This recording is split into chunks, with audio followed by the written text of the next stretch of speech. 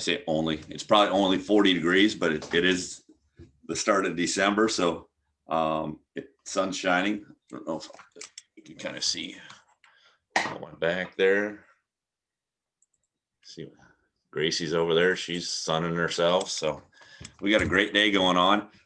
Couple announcements. We had Giving Tuesday this week, and we had a goal of 2,500. We came close to it, but I thank everybody that sponsored or that helped us make Giving Tuesday a great day. That just, again, everything we do through Higher Power Sports, our friend and faith. That's how we get our money, and we appreciate every dollar that you guys. It's humbling to see that much money come in one day. So we thank you for that. Yesterday, I got a chance to speak to the O'Gorman boys basketball team, and I'm blessed because once a week, I get to stand in front of those young men. And, I don't talk about basketball. I might reference basketball and how it is, correlates with life and things like that. And we talked about the impact they can have outside of their sport. And this afternoon, I get to speak to the Parkston wrestling team, and I'll kind of share a similar message to them as well. But, I'm not, obviously I was a basketball player growing up, but there's nothing more impressive than going into the room, a wrestling room. They call it the room. And, because how much hard work, blood, sweat, and tears goes on in that room. And, because wrestlers, they're a special breed, and they do a lot of work behind the scenes, obviously. And so I'm excited to share a message this afternoon with the Parkston wrestlers. So on a great day like today, I get to talk to a friend of mine, and Tyler Hallock joins us. I believe you're somewhere in Wyoming, right? Jasper, Wyoming. Awesome. Yep. And it's like 32 degrees here today. So Tyler is a friend of mine, like I mentioned. Tyler's brother, Travis, is one of my best friends here in South Dakota. And so I've got to know Tyler over the years. I don't know if you can see my jacket here. I've got the Newell Golf Course, the Brian Hallock Memorial Tournament, and Travis and I's team won these. I noticed Tyler doesn't have one on, so hey, I can go get one. I can go get one if you want me to. So we have a lot of. We didn't win.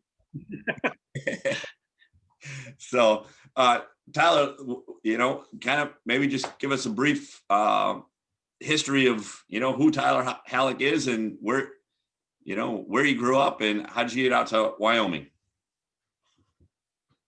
So I grew up in Whitewood, South Dakota, went to Sturgis High School, and then proceeded to go to Aberdeen, South Dakota, Northern State, and played. I was on the baseball team. We didn't really play very much, but went to college in Aberdeen. And then my wife and I, after we graduated, moved out to Southern California for a couple of years. I was doing seasonal federal jobs, U.S. Fish. Then moved to Washington, worked for USGS up there in the Columbia River Gorge, tracking juvenile salmon through the Columbia River, and then moved to a wildlife refuge in southeastern Oregon, lived there for a couple of years, and then we started having kids, so we moved to Casper, Wyoming, and started having kids out here. Worked for the Wyoming Game and Fish for a couple of years, and then was an environmental engineer guy that did a bunch of water quality stuff. And then about 13 years ago, I stopped doing that and started to become a fly fishing guide, and then quickly figured out that I needed a job during the winter. So I started to do artwork in the winter about 5 or 6 years ago. Awesome. So let's start with the fly fishing. Okay. So we're going to talk, you do a couple things that I love. I love to fish. I love to be on the water, and I'm horrible at it. Okay. So I'm a horrible fisherman. I love art. I appreciate art, but I'm horrible at it. Okay. So you get to do a couple of things that I love, but I mean, I don't have the talent for either one of them. Let's talk about, the fishing side of it. How did you mentioned kind of how you got into it, but how did you really dive into becoming a fishing guide? So when I was working for environmental engineering firm, I wasn't really home very much, and kind of I've been on the river a lot, and just walked into a fly shop and just talked to the owner, and we were just sitting there chit chatting, and he goes, "So you like your job?" I was like, "Man, not really. I'm like never home." And he goes, "Well, you want to be a fishing guide?" I was like, "I don't know."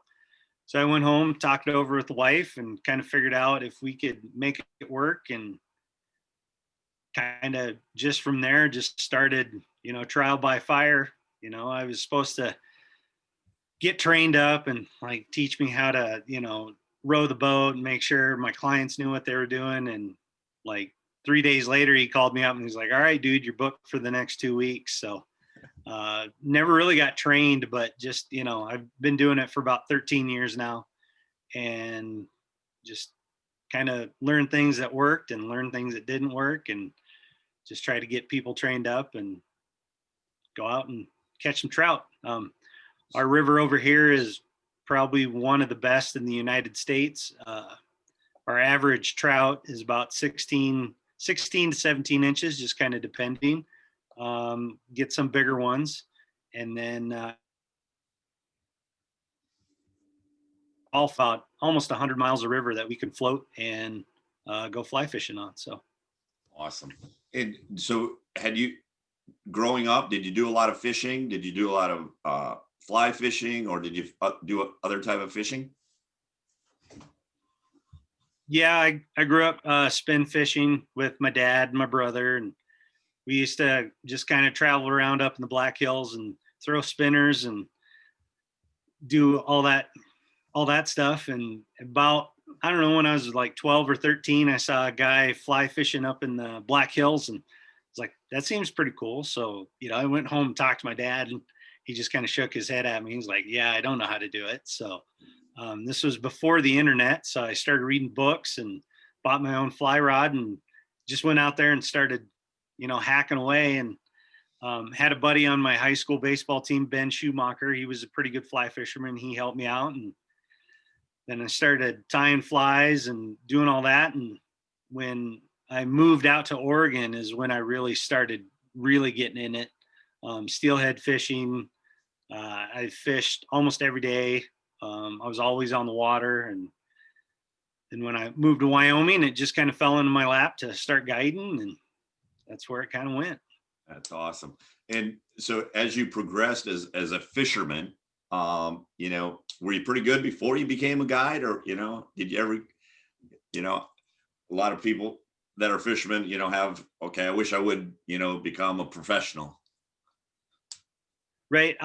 When I first started kind of fishing, I was pretty fishy and always kind of stumbled into fish here and there. But, fly fishing, like I sucked and it was bad for a long time. And it's just kind of, keep at it and keep practicing. And then probably right when I moved to Casper, I started to fly fish quite a bit just because this river's so good.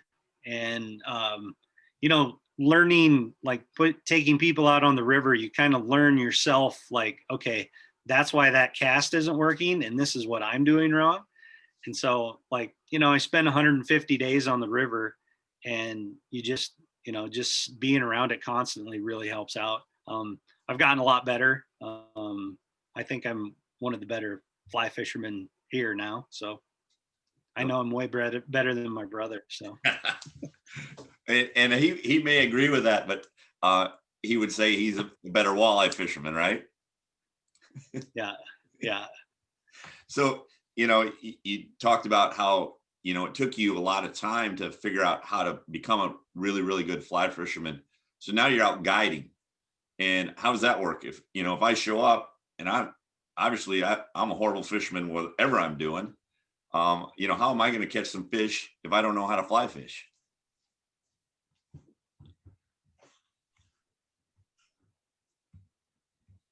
So one of the easier places, it's not river runs through it. We're not bombing casts way out there, dry fly fishing, very technical. We call it fly fishing, but we're watching bobbers, like basically. So our average cast is, 10 to 20 feet out. The key here is mending, and that's just taking your fly line and getting it kind of mended up above your bobber so it's not dragging. You want to drag free drift. And then as soon as that bobber jumps, hops, does anything goofy, you're just pulling up. Yeah, I've taken people who have never touched any sort of fishing pole.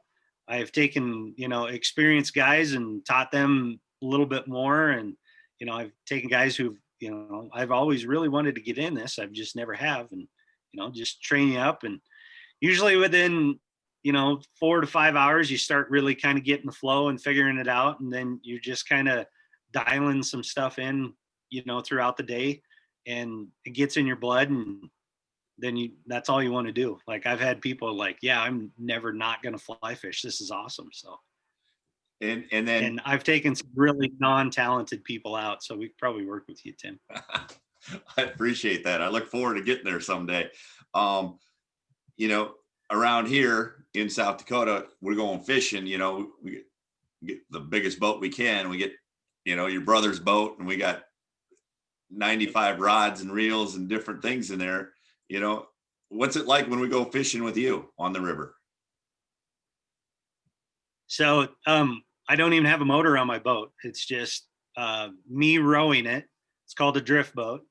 Mine's a 18-foot adipose drift boat, skiff style, which means it kind of looks more like a bathtub than a actual boat. There's different brands of boats, but yeah, there's usually a guy up in the front, guy in the back. I'm rowing, trying to hit the runs, trying to get you a good drift in there. And as soon as that indicator moves, set and hold on. That's awesome. So you get a workout in while you're working. Yeah. Next time you're bored, just move your arms for 8 hours and see how you feel at the end of the day. That's good. So in Casper, the wind is always blowing, so it's hard here. Yeah, where you live in Wyoming, it's a lot like South Dakota. The wind is always blowing, and I understand that completely. You mentioned Casper, and for those that don't know Casper, maybe I lived in Sheridan for a while, right on the base of the Bighorn Mountains that everybody talks about. How that goes. But Casper, people might not think of fly fishing because like you said, a lot of people see the movies and it's always up in the mountains, not boats. You're wading through things and things like that. But maybe explain Casper a little bit.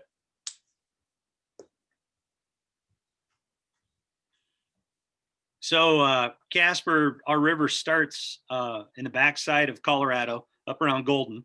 There's the North Platte and the South Platte. South Platte runs through Colorado, and the North Platte comes north down through Wyoming.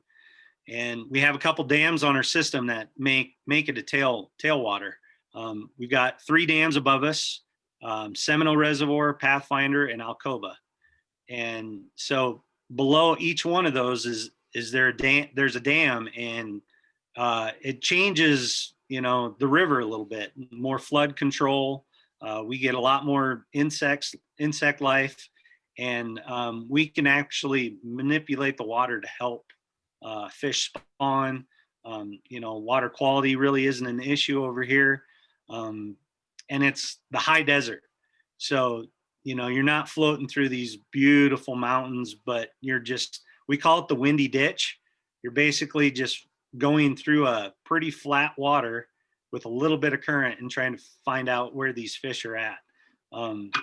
It's not like, it's kind of like fishing your guys' river up there. Like, it's pretty wide, pretty flat. It's not as big, but there's just not like, you think of Montana and, river runs through it or whatever. And, really nice ripples and, fish up feeding and doing all. Yeah. Ours isn't like that. Our fish are pretty lazy. There's a lot of them. They have a lot of food coming to them.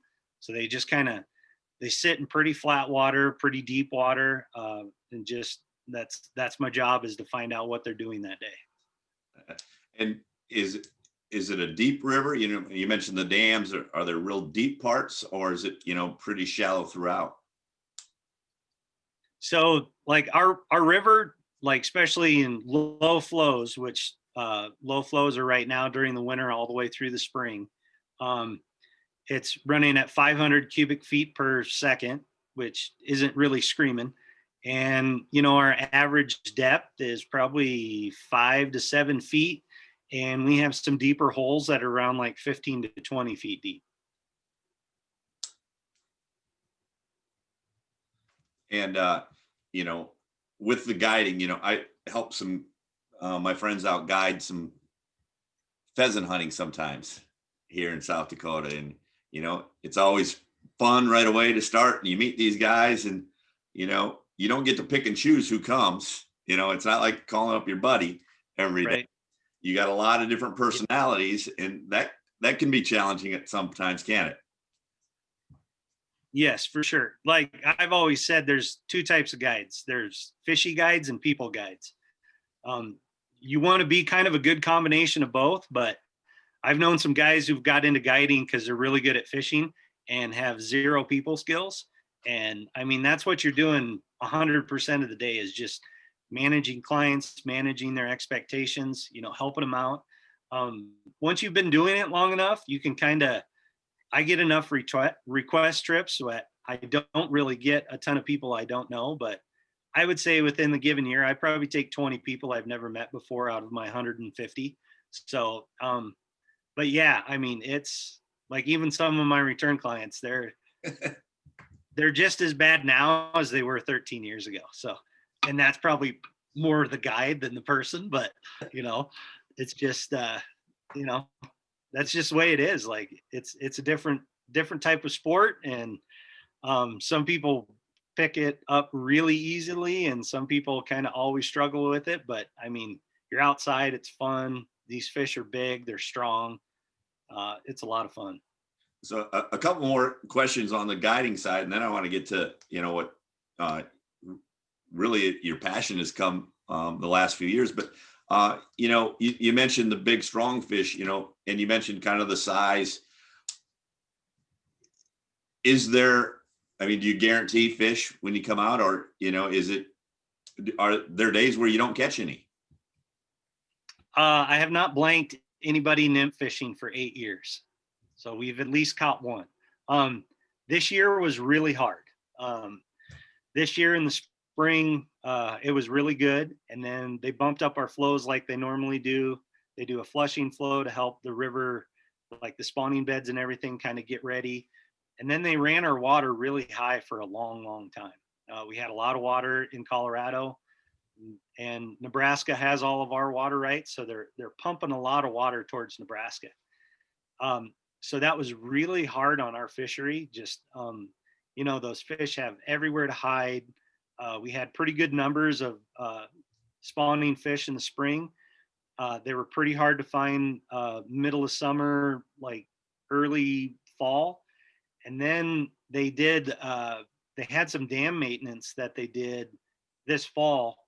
So after they dropped the flow, they left it low for about a month, and then they kicked it back up to like 2000 CFS, and they were just really not happy. Cold water this summer, we didn't get any rain or moisture, so we went from high cold water to high hot water, and I've never seen temperatures this high. So these fish were pretty sluggish this year. They're pretty hard to find, but it was a strange year for big fish. A lot of big brown trout this year, which, you know, normally I'll catch maybe one brown trout every month. And, you know, they're anywhere from like 18 to 25 normally. I caught like 4 or 5 this year that were over 25 inches Awesome. on a day where you only catch 4 fish. And you're like, yeah, but one of them was a huge brown trout. So That's good. And you know, we mentioned earlier about, you know, your artwork and, you know, being a artist, so to speak. Do you consider yourself an artist, first of all? right.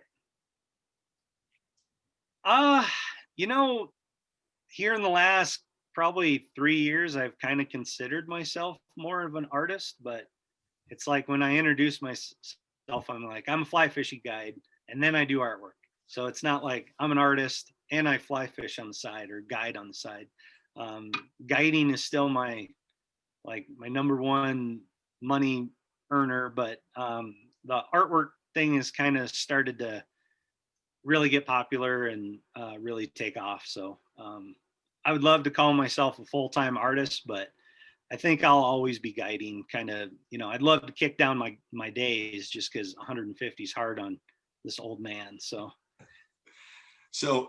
let's go back. And have you always liked to draw, paint, all that stuff, art in that general sense? And then how did your artwork start that you're doing now, and what is it? okay, so I've always loved to draw. Like even when I was a little kid, my mom used to do like little Christmas ornament salt dough and stuff, and I'd sit at the kitchen table and mess around with that, or I'd draw. I always drew. In high school, I was going to be, I wanted to be an artist when I grew up. So like I took a ton of art classes. I airbrushed, acrylic paint, oil paint.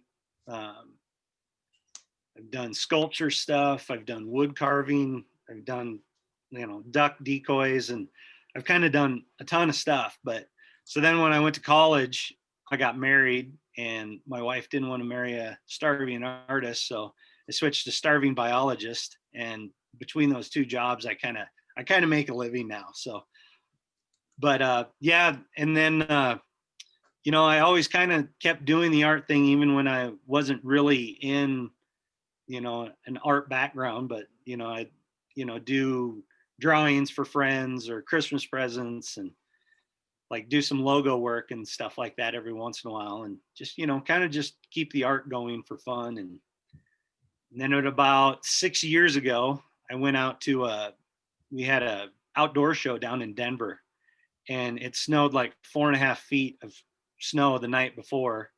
And so we were sitting there at this event, and there was like nobody there. And so we had a couple Cliff boxes sitting there. And my boss goes, "Well, why don't you draw on those?" And so I ripped the stickers off. We had some Sharpies sitting there, and I just started kind of drawing them. And as soon as I got those two boxes done, the guy looking back at those ones now, I was like, man, those things are horrible. But you know, I just kind of choose using a Sharpie because there's not a ton of people who do it, and it's just completely different.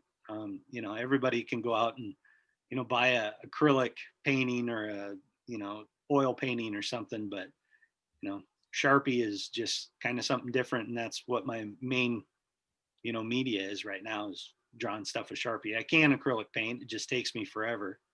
Best thing about a Sharpie is once I put it on there, it's on there. I can't really erase it or paint over it or anything. So And then, it's kind of evolved from, those boxes to, you've started, maybe talk about what you've all drawn on, and do you call it drawing? Is that? Yeah, that's what I call it. My girls call it advanced coloring. So that's basically what it is. Yeah. So when I first started, I drew on these yellow fly boxes called Cliff boxes, made in Casper.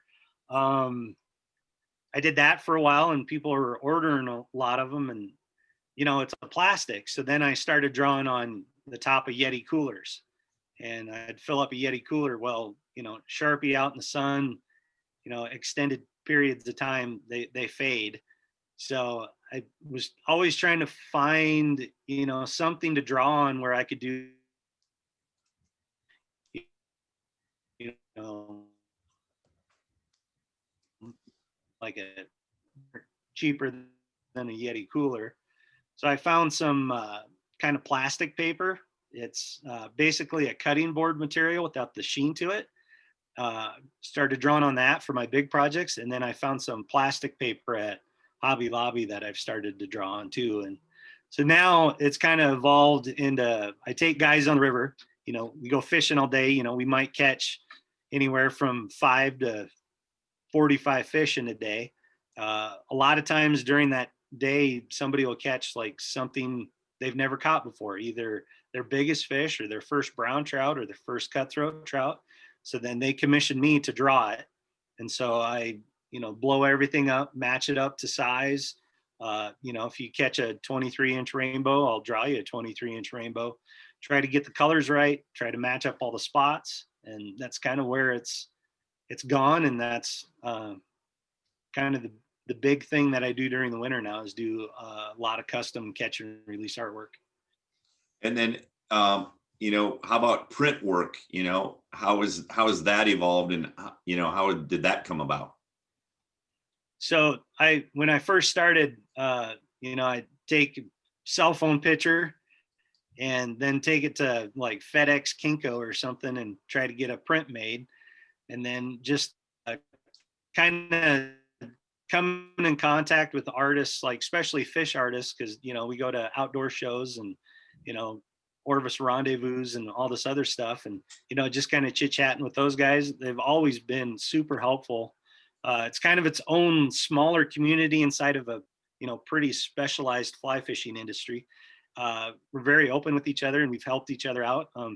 Now I have a company in Boise that I send the original. They take a really high quality picture of it. They make really good prints of my work. And then I have an additional company in Boise, Idaho that does these cooler wraps for me. So if I draw something that turns out pretty cool, I send it to Boise, get all the digitizing done of all the artwork, and then they can put it on a cooler and make a pretty cool wrap out of it. And, if, something happens to that wrap, instead of you sending it back to me ripping off the old Sharpie and stripping it all down and redrawing it, now they just send you a box and it's a brand new wrap and just put it on your cooler and works good. Awesome. So give us a sense on the time it takes. Okay, let's go for like a top of a Yeti cooler, what it's 3 by 2 by 3 or what 3 by 3, whatever it would be. How labor intensive is that for you? So to actually do just a trout that is about 18 inches takes me anywhere from 8 to 12 hours, just depending on, like, if I've done a lot of the fish, it goes a lot faster. Some of the saltwater stuff is really hard because I'm not familiar with that stuff. So they have a lot of chrome and different colors to them. But like your standard trout, like an 18-inch fish, takes me about a little over a day, basically. So, and that's if I sit down in the basement and sit there all day with no distractions, which never happens because, I got to run to Starbucks and go grab the girls coffee. And, I forgot my computer at home, Dad, would you bring it to me? So, it's always running back and forth, but, yeah. And then some of the bigger projects, like I've drawn, some like 4 foot fish, that'll take me anywhere from 16 to, I've got some of the stuff that I've done has taken me like 40 hours to do. Okay. So now take me inside your head. You have the picture of the fish that you draw, and okay, I'm going to draw it on this. What you start in the middle, you start at the head, you start at the tail, So what I do is I usually draw it out on like a piece of paper first and just kind of get, make sure all the, proportions are good. Cause once I start putting Sharpie down, it's on there.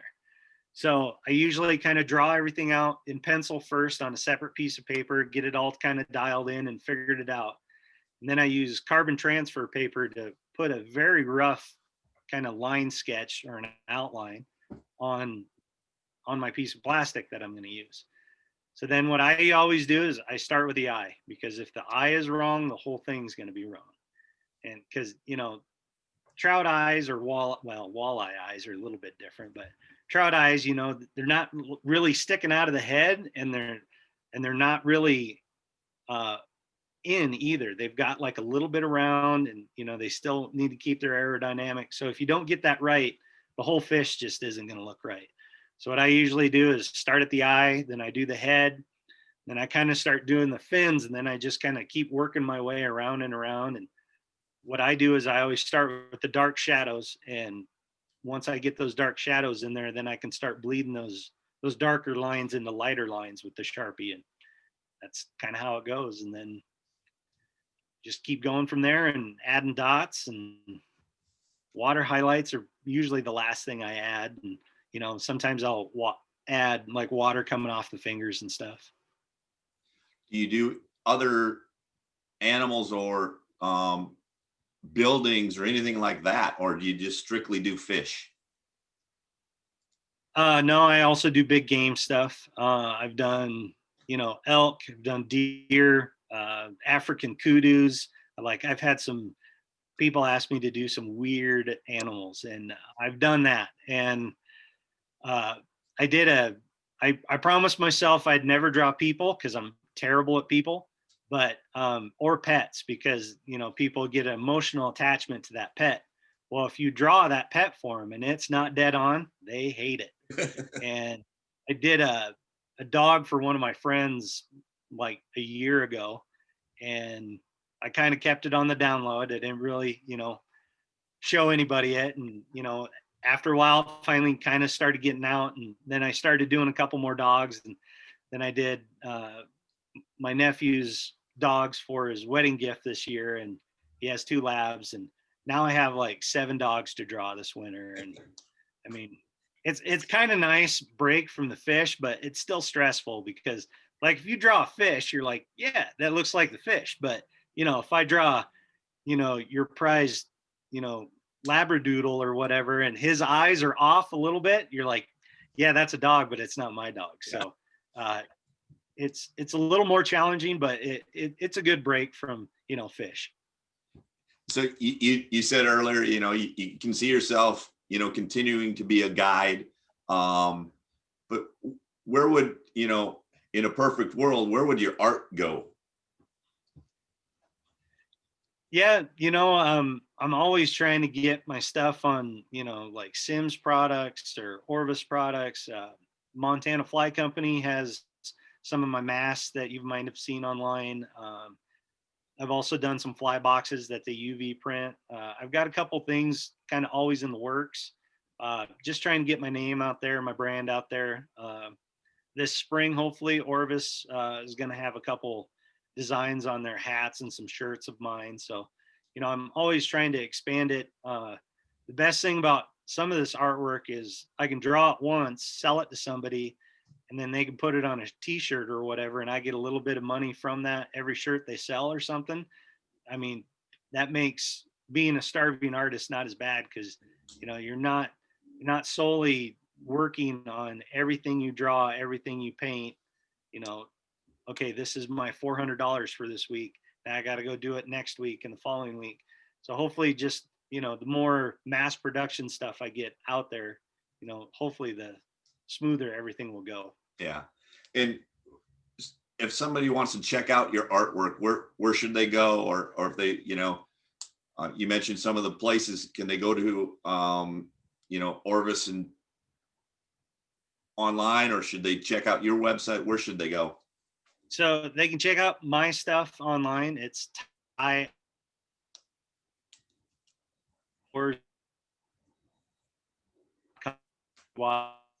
outdoors.com. Prints available, stickers, and then there's some things on there. If you have a fish or whatever, just they can email me and we can figure out time frame, price, all that good stuff. Yeah.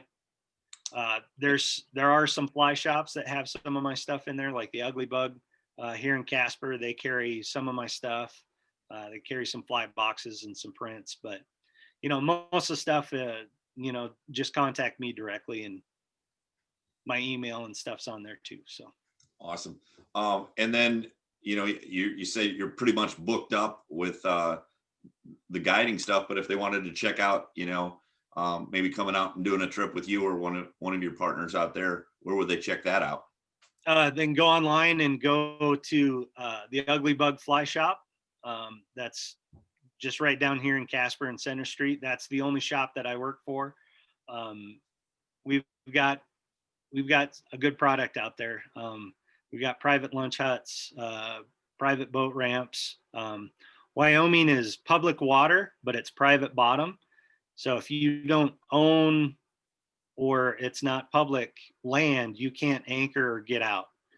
And the Ugly Bug, we have 8.5 miles of property on the left-hand side that we can anchor at. We can get out, we can take pee breaks, whatever.